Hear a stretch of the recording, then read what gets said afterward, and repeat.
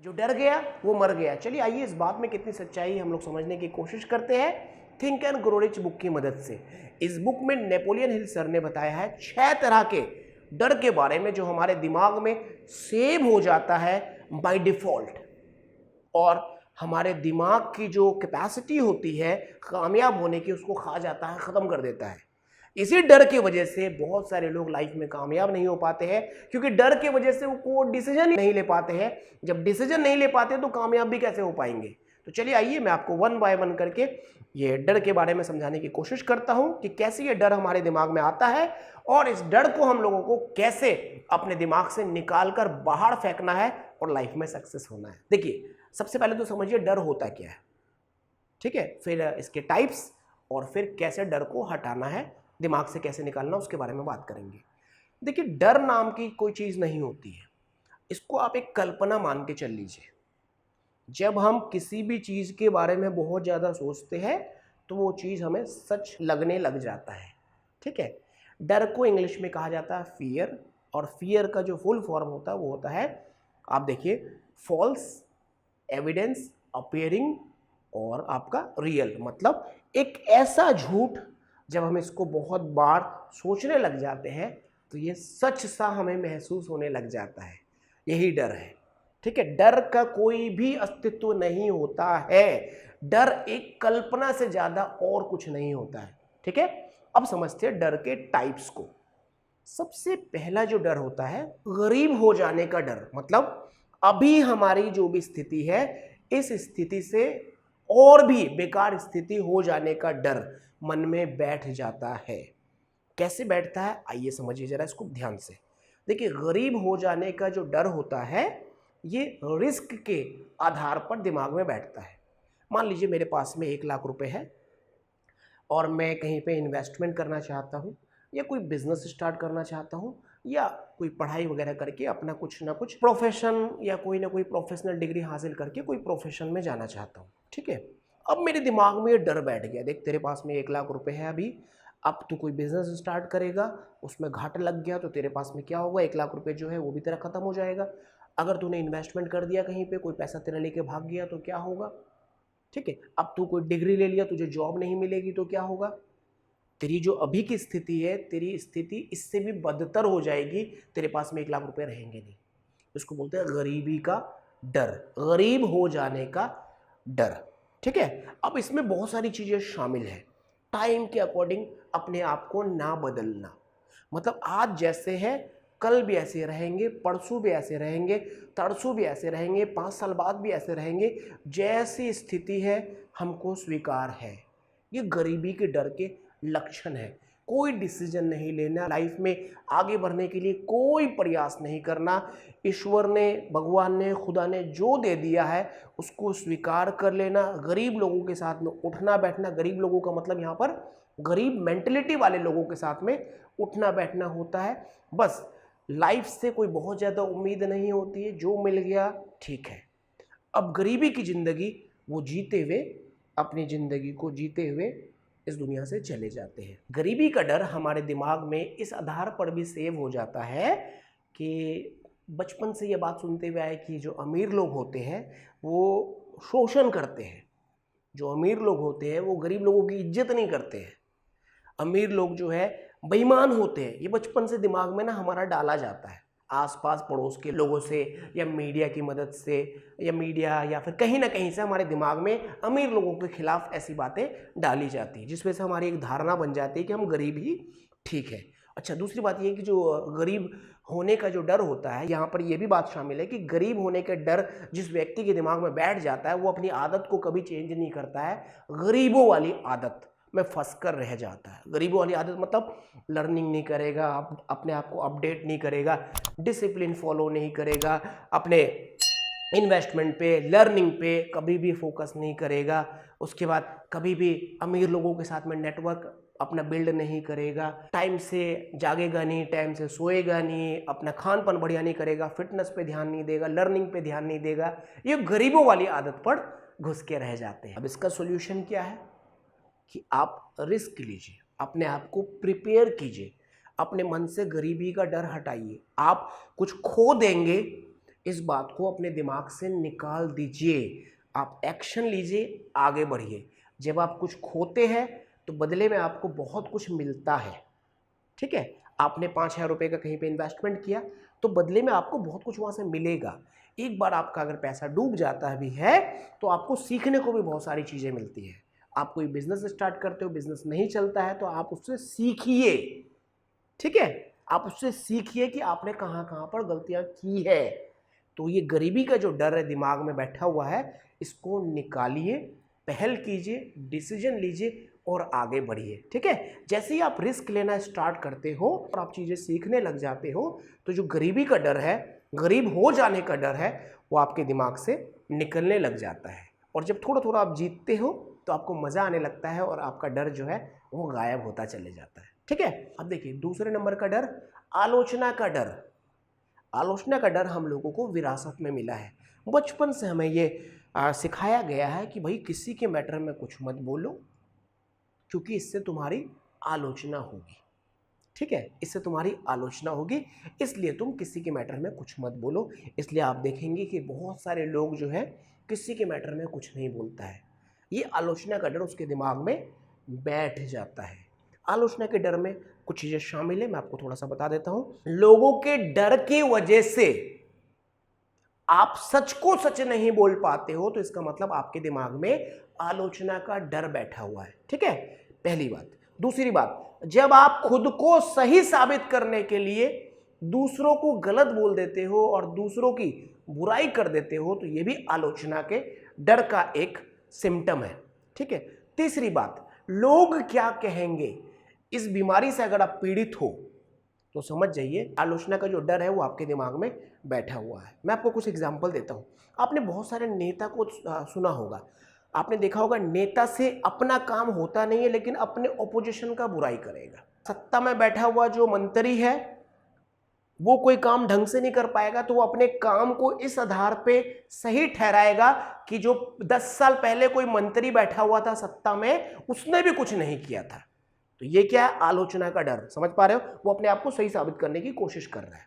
आपके सामने अगर कुछ गलत हो रहा है और आप चुपचाप हो, केवल इस वजह से आप कुछ नहीं बोल पा रहे हो कि लोग आपके बारे में क्या सोचेंगे, क्या कहेंगे, तो आप समझ लो कि आलोचना का डर आपके दिमाग में बैठ चुका है, ठीक है। अब इसके कुछ लक्षण आप समझिए जरा ध्यान से, और इसके लॉसेस क्या होते हैं वो भी आप समझिए।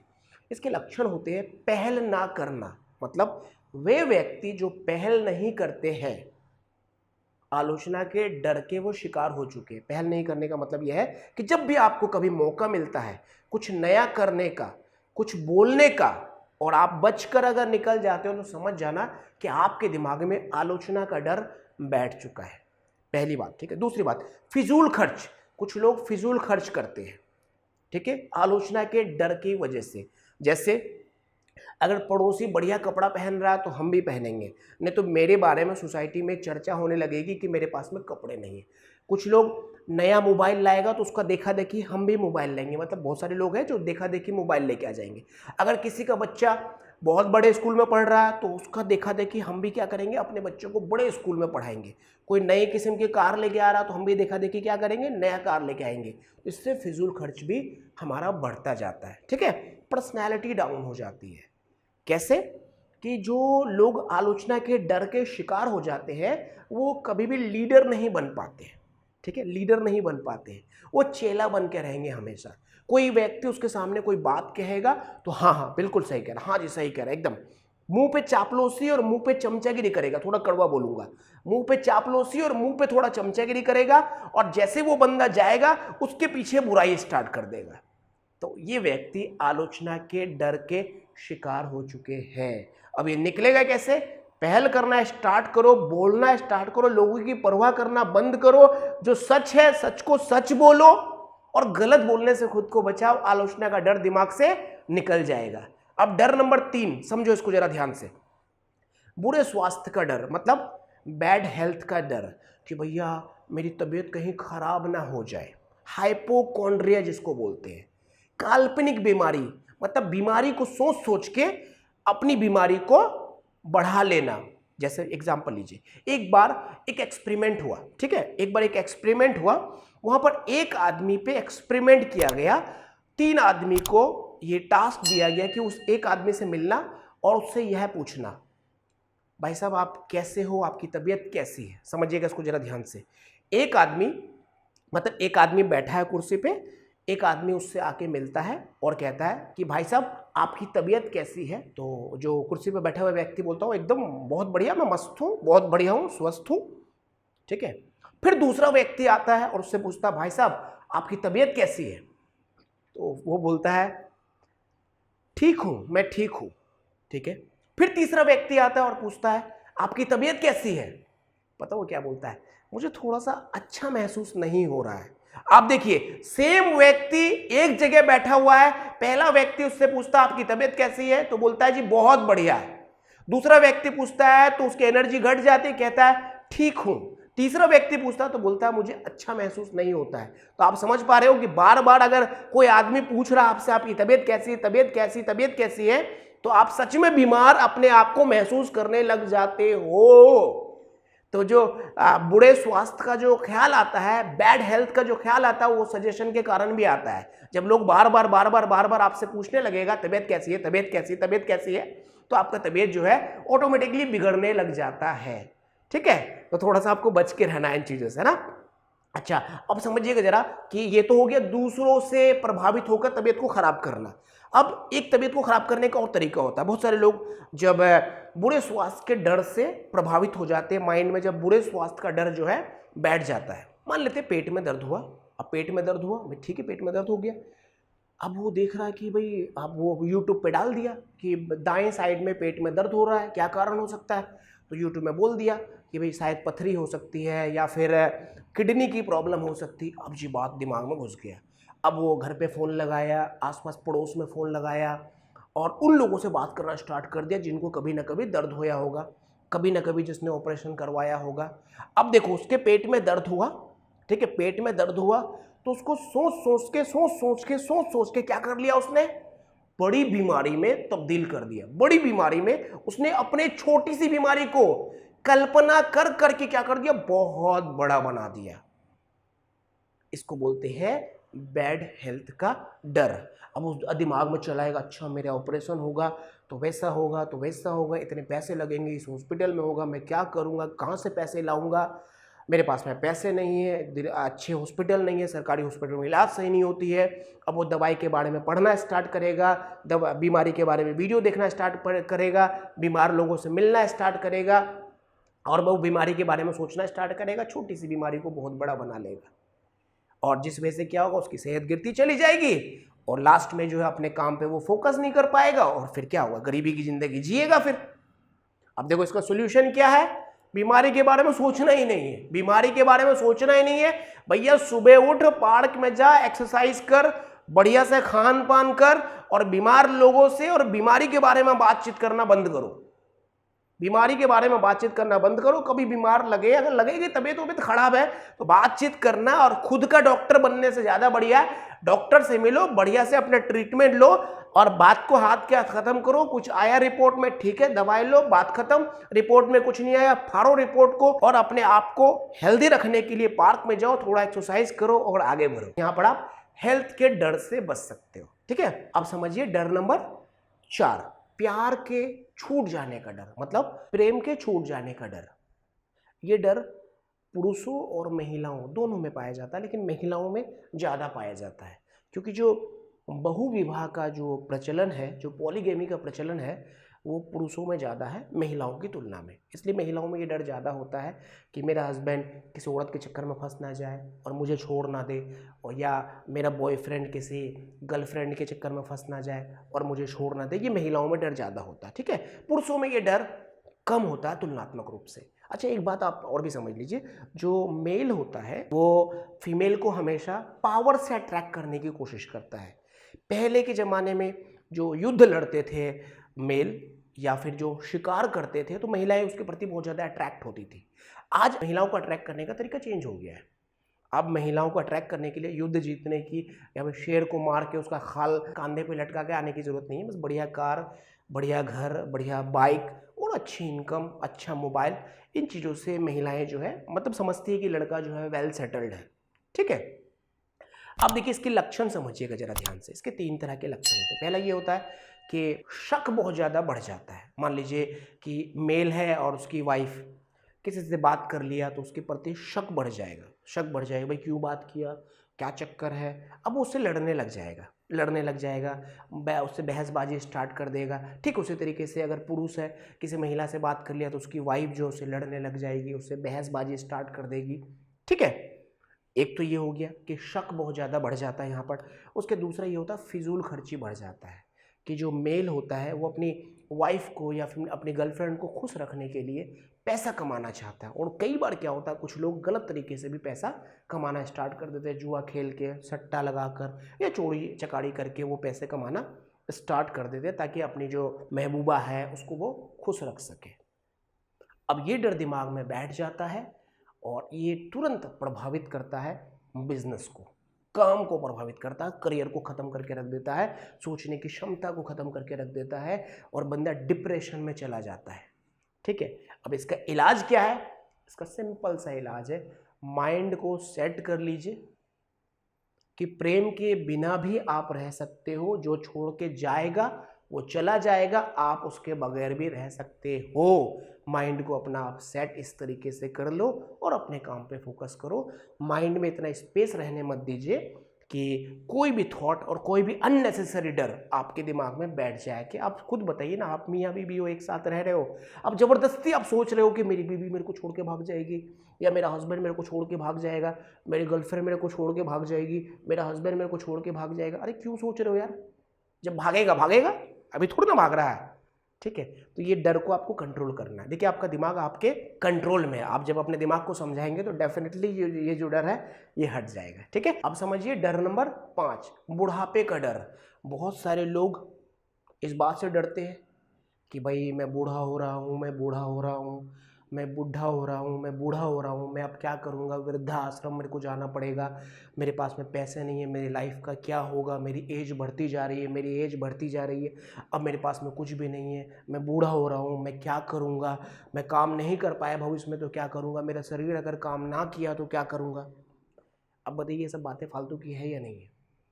आपको सबसे पहले एक बात को माइंड में सेव करना है, 40 से लेकर जो 60 साल की जो उम्र होती है ये बहुत ही अच्छी एज होती है, बहुत प्यारी एज होती है ये। इस एज को कहा जाता है समझदारी का एज, इस एज को कहा जाता है डिस्ट्रैक्शन फ्री वाला एज, मतलब किसी भी तरीके का भटकाव इस एज में नहीं होता है। इस एज को कहा जाता है एक्सपीरियंस्ड एज, मतलब ये जो 40 से लेकर जो 60 की एज होती है, यही एज सक्सेसफुल होने का होता है। इसी एज में पहुंचकर लोग सक्सेस होते हैं क्योंकि इस एज में कोई भी डिस्ट्रैक्ट नहीं होता है, कोई भी गलत रास्ता में नहीं जाता है, कोई भी व्यक्ति ऐसा नहीं है जिसको अनुभव ना हुआ हो अपने जीवन का। तो ये बहुत ही प्यारी एज होती है। आपको बुढ़ापे के डर को अपने दिमाग से निकालना है। आपको खुद को यह कहना है कि 40 से लेकर 60 की जो एज है ये कामयाब होने का एज है, ये एक्सपीरियंस वाला एज है, ये अनुभव वाला एज है, ये एज ऐसा है जिसमें मेरे को समझदारी बहुत आ गई है, ये एज ऐसी है जिसमें मैं कामयाबी के बहुत करीब पहुंच चुका हूं, अब भटकाव की कोई संभावना नहीं है। और हाँ, इतिहास गवाह है, जितने भी लोग सक्सेसफुल हुए हैं उसमें से ज़्यादातर 40 से 60 के बीच में सक्सेसफुल हुए। ठीक है, इस तरीके से आप बुढ़ापे के डर को अपने दिमाग से निकाल सकते हैं। ठीक है, काम कीजिए ना, काम में खुद को व्यस्त रखिए और डेफिनेटली आपकी सेहत भी अच्छी रहेगी और आपको कामयाबी भी मिलेगी, रिस्पेक्ट भी और इज्जत भी और इनकम भी। ठीक है, अब समझिए डर नंबर 6, मृत्यु का डर, मर जाने का डर। मरने के बाद क्या होगा मेरा, इस बात को सोच सोच के डरना। मैं बहुत सारे लोगों से मिला तो कुछ लोग बोलते हैं कि बस अब बूढ़ा हो गया हूँ, अब मरने की तैयारी कर रहा हूँ, ऊपर जाने की तैयारी कर रहा हूँ। भाई क्या मतलब होता है इस बात का, क्या मतलब होता है इस बात का, मरने की कभी कोई तैयारी करता है? ये तो मेरे को बेवकूफ़ी जैसी बातें लगती है। पता है आपको मरने की बातें कौन करता है? जिसके लाइफ में कोई गोल नहीं होता है, जिसके लाइफ में कोई लक्ष्य नहीं होता है। भाई क्यों करे मरने की बात, क्यों करे बताओ मुझे, क्यों करे? भाई आपकी उम्र अगर 50 साल हो गई तो मरने की तैयारी करोगे आप? अरे भैया गोल बनाओ यार, अपना बिजनेस स्टार्ट करो यार, कोई समाज में कुछ अपना कॉन्ट्रीब्यूशन दो, लोगों को आगे बढ़ने में मदद करो, खुद को खड़ा करो। इज्जत की जिंदगी जियो, मरने की तैयारी कर रहे हैं। आपको पता है मरने वगैरह की तैयारी के लिए जो बात करते हैं उसके पीछे कई कारण होते हैं। पहला कारण तो ये होता है धार्मिक कारण होता है। अब कुछ धर्म में क्या होता है कि बस मरना है, मरना है, मरना है, एक दिन जाना है, एक दिन जाना है, एक दिन जाना है। बचपन से सिखाया जाता है कि भाई तू इस दुनिया में एक समय के लिए आया है और एक समय के बाद तुझे जाना है इस दुनिया से। ठीक है भाई, जाना तो है ही, ये तो सबको पता है भाई, एक दिन तो सबको मरना ही, तो सबको पता है ना। जब मरना ही है तो उसको सोचे क्यों परेशान हो, जब मरना होगा देखा जाएगा। फिर गोल बना के उस गोल को पाने के लिए अगर काम करेंगे तो फुर्सत ही नहीं रहेगा मरने के बारे में सोचने का। ठीक है, निठल्ला बैठ के मरने के बारे में सोचने से ज्यादा अच्छा क्या है, कुछ ना कुछ करना। ठीक है, एक तो धार्मिक कारण हो सकता है इसके पीछे, और दूसरा कारण ये होता है कि भाई लाइफ में कोई काम है नहीं, खाली बैठे हैं, ना कोई गोल है, ना कोई लक्ष्य है, ना कोई बिजनेस है, कुछ नहीं है, खाली बैठे हैं। अब पैसा है नहीं पास में, यार कुछ तो है नहीं, लाइफ से दुखी हो गए, तो फिर क्या तमन्ना हो जाती है कि भाई अब तो चलो ऊपर वाले का बुलावा आने वाला है। तो फिर वो इस हिसाब से क्या होता है, मरने के डर से प्रेरित हो जाते हैं। सॉल्यूशन क्या है, गोल बनाइए और उस गोल के प्रति काम कीजिए, खुद को बिजी रखिए। काहे भैया मरने के बारे में सोच रहे हैं, आगे बढ़ने के बारे में सोचिए। जब भी कभी आपको कोई चाचा जी, दादाजी, नाना जी, मामा जी, आसपास पड़ोस में कोई लोग मिलेंगे ना और वो कहेंगे हम तो मरने की तैयारी कर रहे हैं, तो उससे आप बात कीजिए, काहे कर रहे हैं भैया मरने का तैयारी, आप चुनाव लड़िए, चाहिए चुनाव लड़िए, थोड़ा भाई कोर्ट कचहरी में चले जाइए, कुछ धंधा स्टार्ट कर दीजिए, भाई समाज सेवा कुछ स्टार्ट कर दीजिए। क्यों मरने की तैयारी कर रहे हैं आप? मरना मतलब क्या होता है, एक लंबी नींद, और जवानी होगी आ जाएगी यार। ये मैंने आपको कुछ टाइप्स बताया डर के, और निकलने का मैंने आपको सोल्यूशन बताया है। डर को दिमाग से निकालना बहुत ज्यादा जरूरी है, क्योंकि अगर डर दिमाग में बैठा है तो लाइफ में इंसान कुछ नहीं कर पाता है, वो इसी चीज को सोचता रह जाएगा। देखिए हमारा दिमाग है बहुत ताकतवर है, अगर हम बेहतर सोचेंगे तो हमको बेहतर रिजल्ट मिलेगा। अपने दिमाग को कमजोर कर देंगे नेगेटिव सोच के, तो हमें नेगेटिव रिजल्ट ही मिलेगा। अब समझिए जरा, ये डर दिमाग में हमारा आता कहाँ से है? ये डर आता है नेगेटिव लोगों से बात करके, नेगेटिव इन्वायरमेंट में रहकर। तो आप देखिए कोई नेगेटिव आदमी है जो आपके दिमाग में डर डाल रहा है, ठीक है, तो उस इंसान से दूर हो जाइए। आप कोई नेगेटिव इन्वायरमेंट में रह रहे हो जहाँ से डर आपके दिमाग में घुस रहा है, तो आप उस इन्वायरमेंट से दूर हो जाइए। खुद को एक ऐसे इन्वायरमेंट में रखिए जहाँ पे लोग कामयाब होने की बात करता है, जहाँ पे लोग आगे बढ़ने की बात करता है, जहाँ पे लोग एक दूसरे का पीठ ठोकता है, शाबाशी देता है, जहाँ पे लोग एक दूसरे की रिस्पेक्ट करते हैं। तो यहाँ से क्या होगा, आपको मोटिवेशन मिलेगा, कुछ करने का जज्बा पैदा होगा। इसलिए आपने देखा होगा ना कि कुछ लोग बहुत ज़्यादा सक्सेस हो जाते हैं और कुछ लोग ऐसे होते हैं कि जैसे इस दुनिया में आए थे वैसे चले जाते हैं। कारण क्या हो, नेगेटिव लोगों से, नेगेटिव इन्वायरमेंट से घिरे रहते हैं और जो है पूरी जिंदगी में अपने दिमाग को खोखला करते रहते हैं, फालतू की बातों को सोच सोच के अपने दिमाग में डर को बैठा लेते हैं। कभी उसको गरीब हो जाने का डर सताएगा, तो कभी आलोचना का डर सताएगा, कभी प्यार बिछड़ जाएगा इसका डर सताएगा, कभी बुढ़ापे का डर, तो कभी मरने का डर। ये डर मतलब एक कल्पना है, एक झूठ है जिसको कल्पना कर करके हम सच मानने लग जाते हैं। तो मैंने जो आपको तरीके बताए हैं, आप इन तरीकों को फॉलो कीजिए और खुश रहिए। डर को दिमाग से निकालिए और think and grow rich book में जितने भी मैंने प्रिंसिपल्स बताए गए सबको फॉलो कीजिए। और 3 वीडियोस मैंने पहले बना रखी है think and grow rich book की, तीनों वीडियोस को अटेंड कीजिए और इसको तो कम से कम 2-3 बार जरूर अटेंड कीजिएगा। और जब भी आपका मन घबराए, कभी डर महसूस हो, तो इस वीडियो को जरूर अटेंड कीजिएगा। आप कमेंट करके मुझे बताइए कि आप किन किन बुक्स में वीडियो चाहते हैं, ताकि मैं आपके डिमांड के अकॉर्डिंग वीडियोस बना पाऊँ। अगर वीडियो में आपको कोई कमी लग रही हो या वीडियो आपको अच्छी लग रही हो, आपको वीडियो से कुछ भी फ़ायदा हो रहा हो, तो कमेंट करके आप मुझे ज़रूर फीडबैक दीजिएगा। आपके कमेंट का, आपकी फीडबैक का हम हमेशा इंतजार करते हैं। Thank you for joining us. Take care of you and your loving family. जय हिंद।